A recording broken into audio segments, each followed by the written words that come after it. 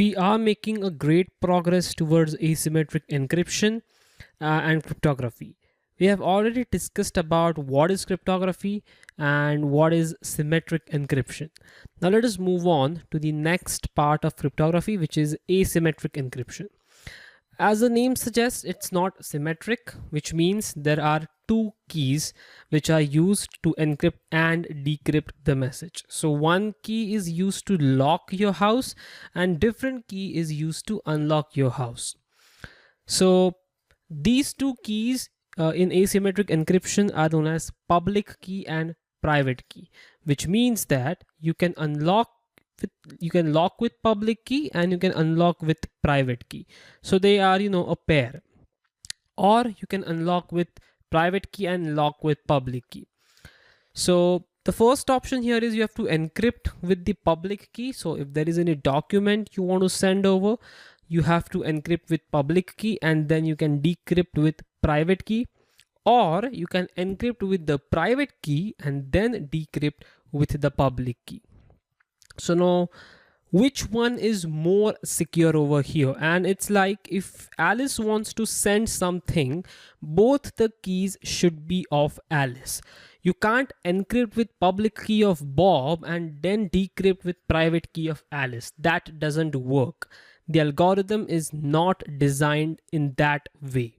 Or you cannot encrypt with Bob's private key and then decrypt with Alice's public key. So what you can do here is if you want to send me data, if you want to send me a document, you can either encrypt with my public key here and then I will decrypt it with my private key, or you can encrypt with my private key and then I will decrypt with my public key. So which one is more secure? Now before that, public key is of public knowledge, which means there is a repository and public key is available to everyone. Anyone can access your public key. For example, if you're using WhatsApp, when you're trying to converse, you can see in your settings that there's an option which says this chat is end-to-end encrypted, which means that the public key of you and your friend is stored in the WhatsApp database and the internal application can access anyone's public key, but private key is stored to you. So in couple of times I will give you time to think which one is more secure over here. So these are the examples of asymmetric encryption. The Rivest, Shamir, Adelman, these three people were outstanding minds. They developed this algorithm which is used as asymmetric encryption.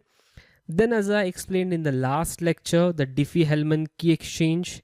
ECC stands for elliptic curve cryptography. It's very modern cryptography. It's hugely vague and advanced. And then we have L-Gamal cryptography. Along with that, we have the digital signature algorithm. Nowadays, you must have heard about this word very often. This word right here, digital signature. Every one of us is using digital signature. So this algorithm is also very common. Yes, we are going to talk about DSA in upcoming lectures. And as we know, symmetric encryption was known as private key encryption or secure key encryption, but asymmetric encryption is known as public key encryption. Why it is called public key encryption? Well, this is a hint for you for this problem here. Why this is called as a public key encryption, we will see in some couple of lectures.